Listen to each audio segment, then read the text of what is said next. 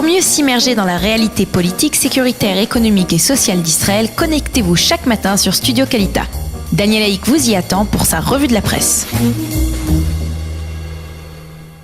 Il est 8h30, heure de Jérusalem, 7h30, heure de Paris. C'est l'heure de la revue de la presse et des médias israéliens sur Studio Kalita, relayé par Radio J. Et on pourrait souhaiter Mazal Tov au lendemain de la dissolution de la Knesset. En effet, l'ancien chef d'état-major de Tsahal, l'homme providentiel qui en obtient 15 mandats dans les sondages sans avoir prononcé la moindre des paroles politiques, vient de donner un premier signe de vie. En effet, le général Benny Gantz a inscrit hier sa formation politique et cela prouve à ceux qui en doutaient encore qu'il a bel et bien l'intention de se lancer dans l'arène électorale. Et cette information presque anodine est mentionnée en évidence ce matin par l'ensemble des quotidiens et des sites d'information israéliens.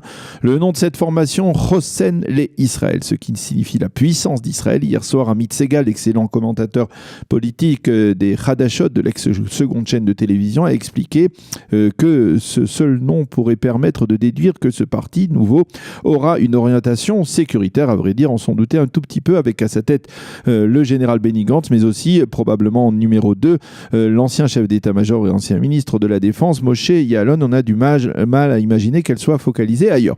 Par contre, toujours pas la moindre déclaration de la part de Benny Gantz, et les observateurs commencent à s'impatienter. Ils s'affirment sur un ton acerbe qu'ils espèrent que Gantz s'exprimera avant les élections du 9 avril, même si, de son point de vue, eh bien, la situation actuelle semble idéale. Mais en attendant que Benny Gantz ne s'adresse à la nation, le Premier ministre, interrogé hier sur le phénomène Gantz, a pour la première fois réagi à cette éventuelle entrée de l'ancien chef d'état-major dans l'arène politique. Je ne me mêle pas de la manière dont la gauche divise ses voix, a déclaré Binyamin Netanyahou, qui a donc classé presque officiellement Benny Gantz à gauche sur l'échiquier politique. L'autre grand titre qui figure également à la une de la plupart des quotidiens israéliens de ce matin, eh bien, c'est un acte de vandalisme et de sabotage inacceptable et choquant.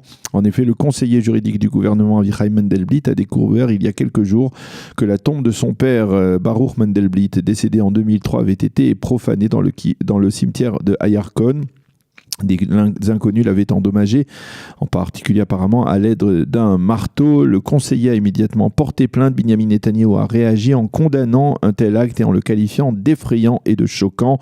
Il a demandé au ministre de la Sécurité intérieure Gilad Ardan de vérifier personnellement qui est l'auteur de cet acte de vandalisme. Et ce développement intervient après que le Israël Hayom ait affirmé hier dans sa manchette que Ben Mandelblit pourrait être dans le collimateur soit du Premier ministre, soit des responsables du Likoud, s'ils devaient décider de devancer l'annonce de ses conclusions dans les affaires judiciaires 1000, 2000 et 4000. Le Israël Hayom d'aujourd'hui, qui mentionne en une à la fois la profanation de la tombe du père du conseiller juridique et le dépôt de la nouvelle formation de Benny Gantz, cite des ministres qui affirment que seule une condamnation peut contraindre Binyamin Netanyahou à démissionner. Ils sont de plus en plus nombreux au sein du gouvernement à s'exprimer de la sorte. Chaim Schlein écrit dans le Israël Hayom que les pressions extérieures pour forcer le conseil juridique à remettre ses conclusions le plus tôt possible sont une sorte de seconde manœuvre plus puante. C'est ce que l'on appelle en hébreu le Targil Masriach, et qui se rapporte à une manœuvre politique effectuée au début des années 90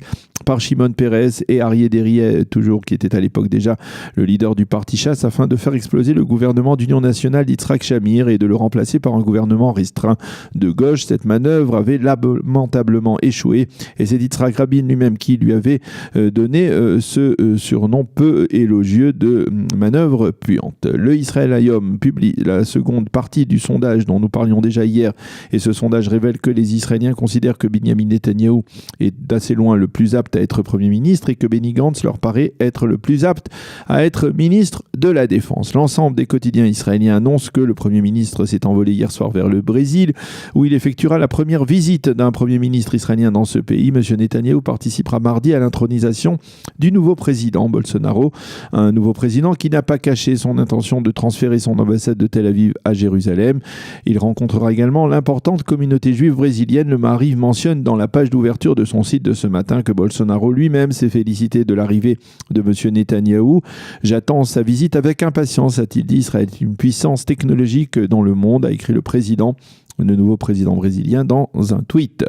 Le site Voilà, lui, se fait l'écho ce matin de la fin prochaine de l'opération Bouclier du Nord, après que les unités du génie de Tsahal aient découvert 5 tunnels offensifs au cours des dernières semaines, des tunnels du Hezbollah en dessous de la frontière israélo-libanaise et les ait neutralisés. Le site souligne également, comme d'autres sites l'ont fait, que justement cette neutralisation s'est faite soit par explosion du tunnel, soit en faisant couler du béton dans ces tunnels. Mais cette dernière opération a apparemment entraîné qu'une coulée de béton est apparue dans les rues d'un village libanais où se trouvait l'ouverture du tunnel, donc du côté libanais de la frontière, et les habitants sont pleins.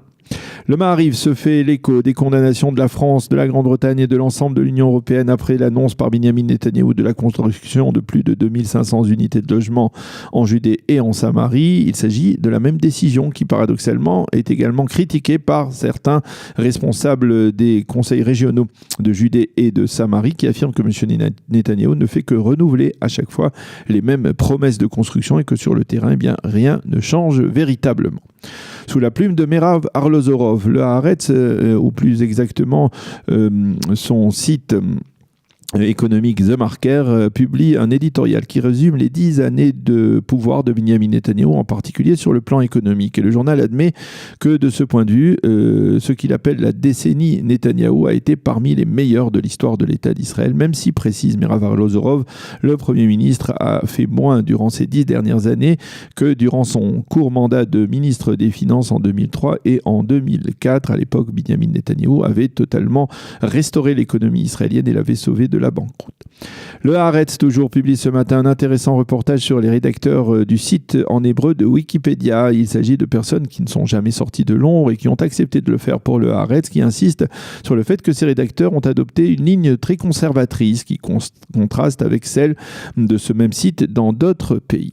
Le Israël Hayom et certains sites d'information se font enfin l'écho d'un nouveau projet de l'Agence juive pour Israël, un projet qui s'appelle Opération Grand-Mère. Et oui, cela peut paraître un peu étonnant comme titre, mais les experts de l'Agence juive qui tentent d'enrayer l'éloignement de certaines communautés, en particulier l'éloignement des jeunes envers l'État d'Israël, ont remarqué que les grands-parents avaient souvent une influence déterminante dans le plan de vie de leurs petits-enfants. Et l'Agence juive a donc décidé de profiter de cette influence pour mettre au point des visites d'Israël conjointes aux grands-parents et à leurs petits-enfants. Un premier groupe de 36 personnes venues des États-Unis a déjà été formé et ils visitent actuellement l'État d'Israël. Voilà donc pour cette revue de la presse et des médias de ce vendredi matin. Nous allons marquer une pause et on se retrouve tout de suite après avec notre invité, l'invité de la rédaction et le mot de la paracha. Pour mieux s'immerger dans la réalité politique, sécuritaire, économique et sociale d'Israël, connectez-vous chaque matin sur Studio Kalita. Daniel Haïk vous y attend pour sa revue de la presse.